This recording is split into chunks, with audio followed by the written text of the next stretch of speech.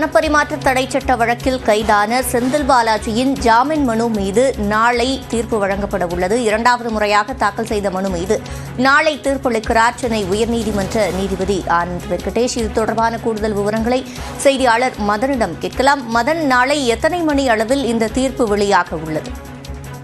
சட்டவிரோத பண பரிமாற்ற தடை சட்டத்தில் கடந்த ஆண்டு ஜூன் மாதம் செந்தில் பாலாஜி கைது செய்யப்பட்டார்.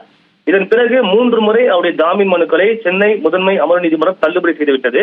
அதே போல உயர்நீதிமன்றத்தில் ஏற்கனவே ஒரு முறை ஜாமீன் மனு தாக்கல் செய்யப்பட்டு தள்ளுபடி செய்யப்பட்ட பிறகு தற்போது இரண்டாவது முறையாக சென்னை உயர்நீதிமன்றத்தில் செந்தில் பாலாஜி ஜாமீன் மனு தாக்கல் செய்தார்.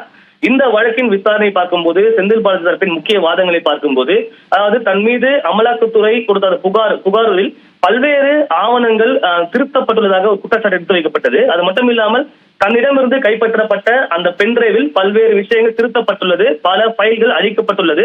எனவே தன் மீது பொய்யான வழக்கை போட்டு தன்னை கைது செய்யும் அரசியல் உள்ளதுடன் கைது செய்யப்பட்டுள்ளதால் தனக்கு ஜாமீன் வழங்க வேண்டும் என்ற ஒரு அடிப்படையில் இந்த வாதங்கள் எடுத்து வைக்கப்பட்டது. ஆனால் அமலாக்கத்துறையை பொறுத்த வரைக்கும் செந்தில் பாலாஜிக்கு எந்தெந்த இடத்திலிருந்தும் யாரிடமிருந்தெல்லாம் பணம் வருது என்பது தொடர்பான அனைத்து விவரங்களும் சேகரித்துள்ளோம்.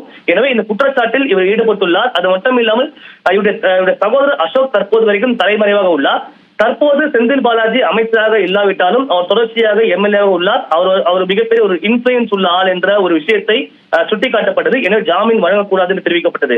இந்த நிலையில்தான் நாளை காலை 10:15 மணிக்கு 10:30 மணிக்குள்ளாக இந்த வழக்கில் நாளை நீதிபதி ஆனந்த் வெங்கடேஷ் தீர்ப்பு வழங்க உள்ளார்.